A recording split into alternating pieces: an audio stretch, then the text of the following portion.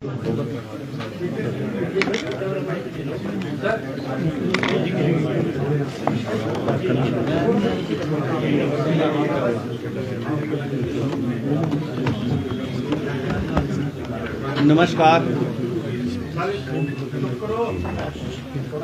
Are you ready for the fourth pillar of the democracy is ready for the judgment? Yes, sir. जैसा कि आप सबको विदित है, कल प्रेस में भी मैंने ये कहा था कि एंटी डिफेक्शन लॉ के तहत जो पिटीशंस 6 माननीय विधायकों के खिलाफ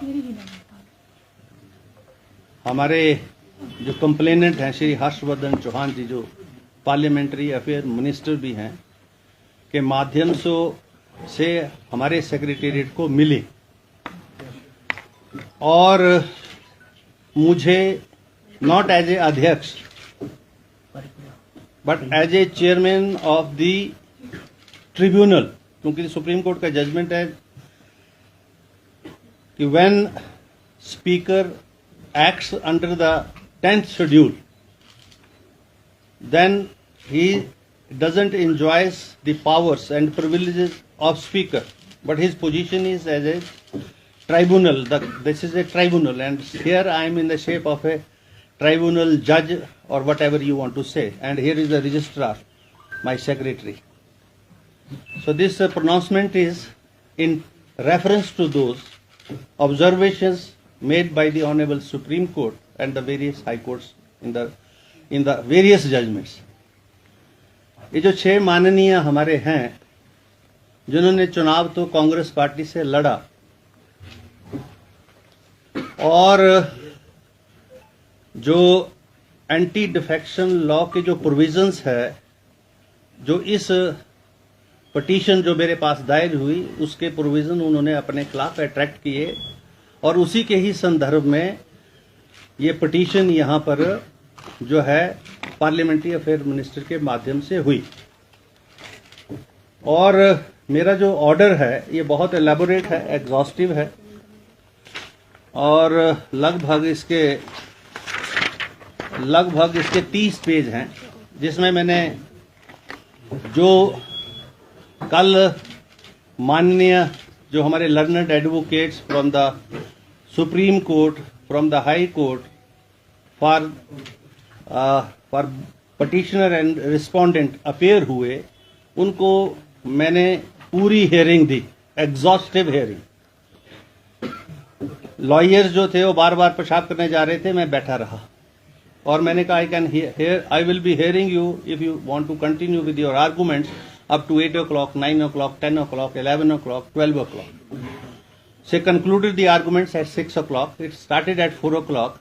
And one advocate took 1 hour and 10 minutes, the other took nearly 1 hour. Exhaustively they were heard. The record was perused. There was, because Mr. Jain was time and again referring to he should be given more time.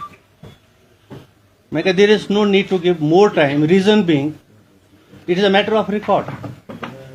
The petition discloses that the 6 members, when the party has issued a whip to them, they defied the whip. And whether it attracts the provisions of the anti-defection law or not, this point I have to see. And it is a matter of a record. The honorable members, they were present here. They have marked their presence in the Vidhan Sabha register that we have seen. That is a part of the record also. And when these cut motions and the demands were put to vote, they were not inside.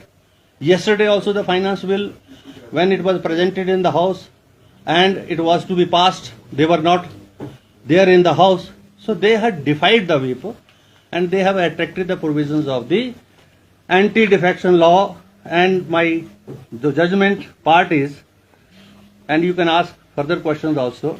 Consequently, after this, I hold that the respondents have incurred disqualification under para 2, 1 clause 1, sub clause A of the 10th schedule, and therefore I hold and declare that respondent number 126 ceased to be member of Himachal Pradesh Legislative Assembly with immediate effects. This is order. They ceased to be member of this august house, honorable house. Now, the rest of the things, if you want to know much more, then you can ask. Sir Hindi में जरा थोड़ा सा बताएं हिंदी में। मैं ये कहना चाहूंगा कि मैंने उनको अयोग्य घोषित कर दिया है। अब वो इस माननीय सदन के सदस्य नहीं रहे।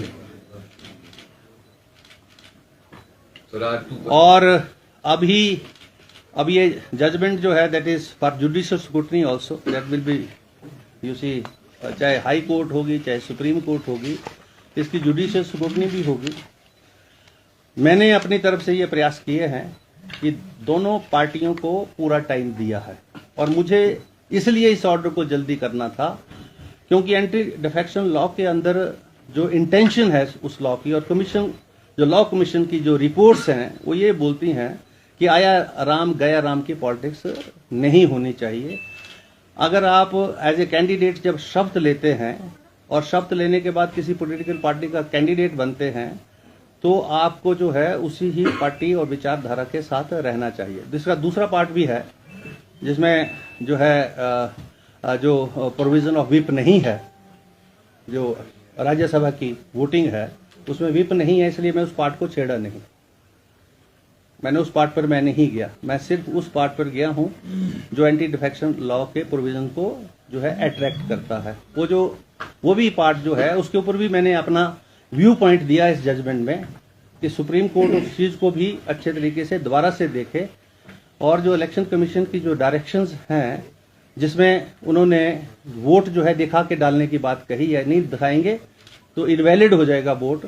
लेकिन वोटर तो ठीक है कि वोटर जो है स्वतंत्र होना चाहिए वोट देने के लिए और उस पर किसी प्रकार का दबाव नहीं होना चाहिए, लेकिन वो जो वोटर है, जो लोकतंत्र प्रजातंत्र की जो मूलभूत नींव है, जहां चुनाव होता है, पार्लियामेंट्री डेमोक्रेसीज और के माध्यम से पार्लियामेंट बनती है, असेंबलीज बनती हैं, वो जो एथिक्स है उसको भी तो जो है उस एथिक्स के अनुरूप भी तो काम करे।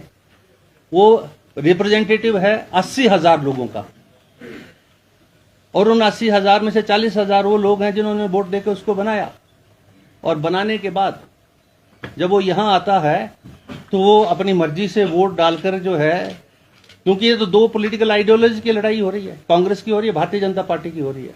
आप जिस पार्टी से हैं उस पार्टी के जो है उसकी एथिक्स को डिफाई करके आप जो है दूसरे को वोट देते हैं, this is unethical. This is what I have said in the judgement also.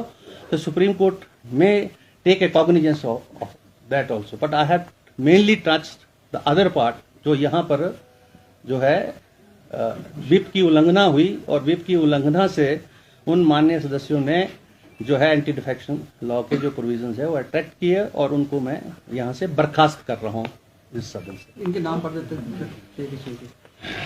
ये पिटिशनर हैं श्री चैतन्य शर्मा जी। यहाँ बोलिए।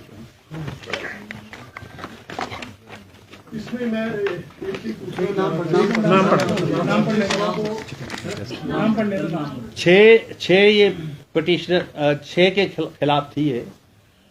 एक तो हमारे माननीय सुधीर शर्मा जी, दूसरे जो है चैतन्य शर्मा जी, देवेंद्र भुट्टो जी, राजेंद्र राणा जी, इंद्रदत्त लखनपाल जी और रवि ठाकुर। ये जो हैं ये इन सब का संबंध कांग्रेस पार्टी से है। अगर सर ये नई पार्टी फॉर्म करते हैं और 1/4 इनके साथ एडजस्ट होते हैं तो ये ऑर्डर इम्प्लीकेबल होगा उस पर? अभी तो ये ऑर्डर जो है, इस ऑर्डर के माध्यम से उनकी सदस्यता रद्द कर दी गई है। अब इस माननीय सदन के वो सदस्य नहीं रहे मेरे ऑर्डर के मुताबिक। हाई कोर्ट क्या बोलती है, सुप्रीम कोर्ट क्या बोलती है, क्योंकि मेरे इस ऑर्डर की भी जुडिशियल स्क्रूटनी है। This order is not in finality, this order is a subject of judicial scrutiny, and if the high court whatever the high court says, there is a supreme court also for that. सो ये जब दोनों जगह इसके ऊपर judicially scrutinise होके आएगी तब ये ऑर्डर इन फाइनलिटी होगा। जब उन्होंने कांग्रेस के खिलाफ वोट नहीं दिया तो एंटी डिफेक्शन कैसे हो गया? सिर्फ विप के आधार पे भी एंटी डिफेक्शन? यस, होता है, वही मैंने पढ़ा है और आप उस लॉ को देख ले। सर मेरा सवाल था कि क्या उनको भी सुना गया जो अफेक्टेड पार्टी जिनको उनके लॉयर्स थे, क्योंकि उनकी पर्सनल अपीयरेंस के लिए उनको इन्फॉर्म कर दिया। उनके व्हाट्सएप के ऊपर जो है मान्य है व्हाट्सएप, ईमेल हमारी विधानसभा जो है, sir listen to me now Bharadwaj ji, हमारी जो मेल है व्हाट्सएप है, मैं नहीं भी मान्य हो, हम ई विधानसभा हैं और अभी एविडेंस एक्ट जो है अमेंड हो गया पार्लियामेंट से, जिसमें 170 के करीब एमपी बाहर किए गए और एविडेंस एक्ट में ये बोल दिया कि जो आपकी जो ये मीडिया के अंदर कैमरास के अंदर जो स्टेटमेंट्स है that is also a primary part of the evidence also. When the supreme court and the union of India has amended the evidence act and the CrPC and the IPC, then there is no need to ask such kind of a questions. Sir उनकी तरफ से कोई दलील दी गई? उनकी तरफ से बार बार वकील साहब एक ही मुद्दे को बोल रहे हैं, मुझे और टाइम चाहिए और टाइम चाहिए। मैंने कितना टाइम चाहिए आपको? क्योंकि ये इशू तो ये है कि चुनी हुई लोगों के द्वारा मेजॉरिटी की सरकार जिसको सत्ता 5 वर्ष के लिए सौंपी गई है, आपका जो एक्ट एंड कंडक्ट आपके क्लाइंट्स का है, क्या वो जो लोगों की मंशा है उसके अनुरूप है या नहीं है? मुझे तो सिर्फ ये विषय देखने हैं यहाँ पर। आप ये चुनी हुई सरकार लोगों की सरकार है, हिमाचल प्रदेश के लोगों की सरकार है, 5 वर्ष के लिए इसको मैंडेट मिला है। 40 लोग जो हैं कांग्रेस पार्टी से जीत के आए हैं और अगर वो आया राम गया राम की या खरीदो फरोख्त की या करप्शन की पॉलिटिक्स करते हैं, this part I have to see as a speaker, because I have to dispense justice to everybody and to the Himachal Pradesh as a whole also, not to the BJP and not to the Congress party. आपसे ये सवाल पूछने के लिए इसका जवाब मिल सकता है क्या कि विप की सर्विस उनको कैसे हुई या क्या, मतलब क्या व्यवस्था? उनको विप की सर्विस हुई, कैसे होती है? थोड़ा ये पता चल जाए। उनको उनके सिग्नेचर हैं रिकॉर्ड पर, ऐसे जजमेंट के ऊपर रिकॉर्ड लगा, उन्होंने सिग्नेचर किए हैं पार्टी मीटिंग्स में, they were present in the party meetings and here also. जब विधानसभा का वो रजिस्टर रखा होता है परे, उसको आप प्रूव कर सकते हैं नीचे जाके मीडिया वाले, उसके ऊपर दोनों बार जब उन्होंने विप डिफाई किया, दोनों बार उन्हें हाजिरी लगाई है। उनके वकील बार बार ये आर्गू कर रहे थे कि वो बीमार हो सकते हैं, उनको शायद ये पता नहीं था। मैं चुप रहा, हंसता रहा, सुनता रहा उनको कि उनको पता नहीं है, हमारे पास वो रिकॉर्ड है। उस पर उन्होंने हाजिरी लगाई, they were present in the विधानसभा। Yesterday also they had come in the copter and they were inside the hall when there was the house had adjourned and उसके बाद उन्होंने वहां हाजिरी लगाई और चले गए, वहां से कॉप्टर से उठ के चले गए। अभी तो मैं बहुत सारी बातें करने वाला हूं आगे आने वाले टाइम में। खरीद फरोख्त का आप जिक्र कर रहे हैं, क्या खरीद फरोख्त पे भी कोई? मैं ये कह रहा हूं कि एंटी डिफेक्शन लॉ की मंशा ये है कि खरीदो फरोख्त की राजनीति ना हो, भ्रष्टाचार ना हो। मैं ये बोल रहा हूं, this is what I am saying, I am not aliasing against them. अच्छा एक सर सवाल है कि ये फैसला जो है उनको सुनाया गया है या किसी माध्यम से भेजा गया है? ये फैसला जो पब्लिक डॉक्यूमेंट है, anybody can have a copy of this because this is announced, anybody can apply for the judgment and I as a tribunal within 24 hours have to supply a certified copy of this and I will be supplying that. This is a rule. This is a High Court rule, Supreme Court rule. If the Supreme Court passes any order, you can procure a copy of that, but you see there is a time limit for even urgent application you file within 24 you can have the order. You can have a 24 hours order by tomorrow morning. Thank you very much.